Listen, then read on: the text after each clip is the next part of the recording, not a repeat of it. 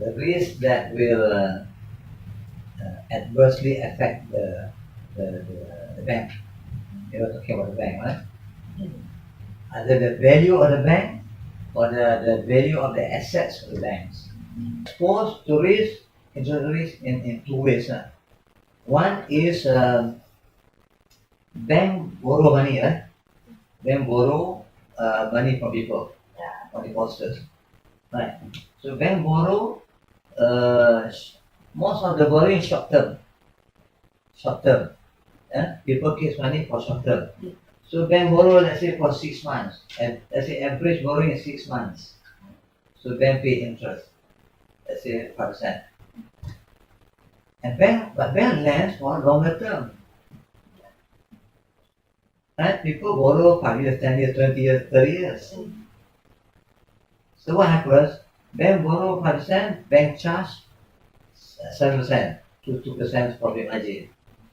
But 7% for 5 years. 6 months, 5% for 6 months borrowing. Okay, so 2%. Let's say 6 months later, interest in the market going up. So you have to pay 6% to the depositors. But their money you have already lent for 7%. So now your profit margin goes by 1%. Right. But you have 4 more years to get back the loan. Then the next 6 months, interest goes up to 7%. You lend 7%, then no more profit. One way how the bank is exposed to this. So just now we discussed one exposure, how banks exposed to the interest rate risk is through borrowing and lending. Another one is bank also invest money. Instead of borrowing, bank invest in shares, in securities, buying bonds, buying treasury bills, government securities. So these are the assets, the assets the banks holding, and this asset, the value is also exposed to the interest rate risk. What happens when the interest move up and down? That movement affect the value of the market value of the shares, securities, all this.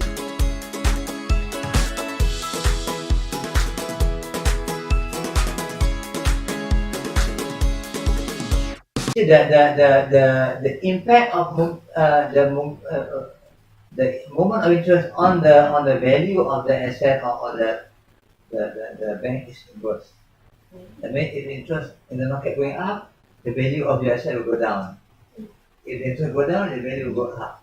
Same thing, domestic or international. Same thing.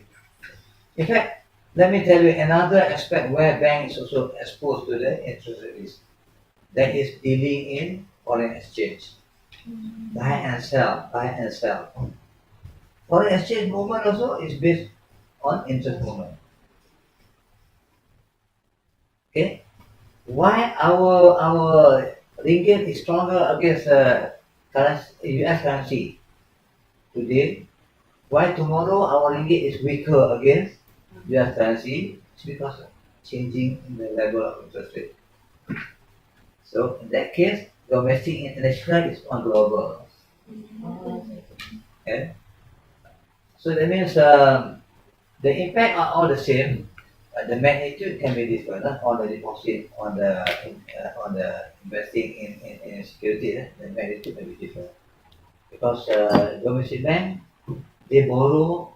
Number one is maybe the amount involved is smaller. International bank, the size is bigger. That will be one difference. Another difference, a domestic bank, they borrow mostly in ringgit deposit, lend in ringgit. So only one interest exposure. But international bank, they may borrow in this currency, lend different place. So the interest rate structure different. So the exposure is more complex. But the basic is the same. Interest goes up, the value will go down. The relationship is inverse.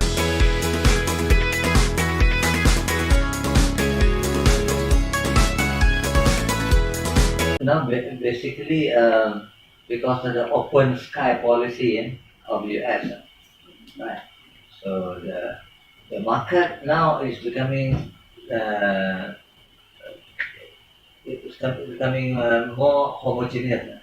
Basically, there's a big difference between advanced economy and weak economy.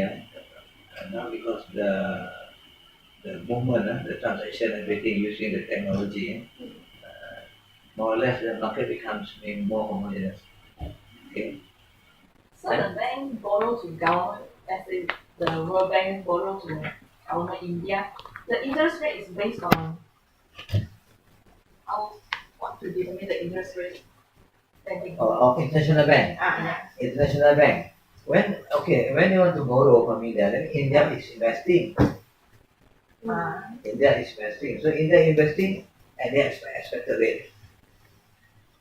It's different with In India, maybe in India, OPR in India is different from OPR here. Interest rate level in India will be different from here.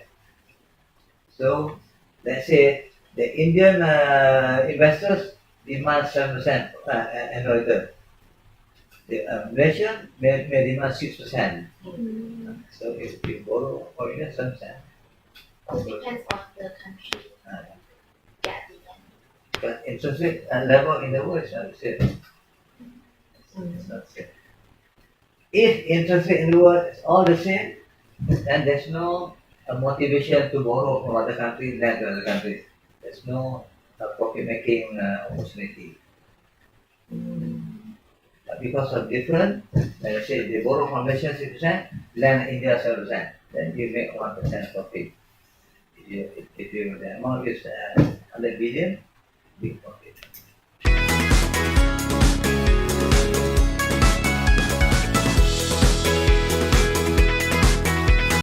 Different, just like what's the difference between the amount of money in your pocket and my pocket? Right, it may not be the same, right? Depends on how much you earn, how much you spend, right? And how much I earn, how much I spend is different. Right.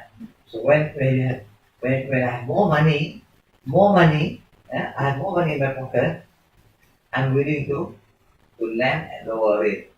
Yet less money in your pocket, you are willing to lend at higher rate, not lower rate. So in your country, higher, my country lower. There are many factors, many factors. Because your economic structure is different. Your economic income is different. The size, the strength of the economy is different.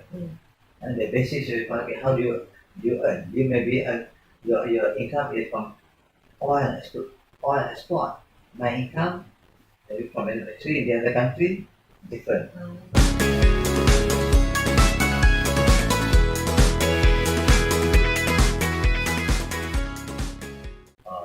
One of them.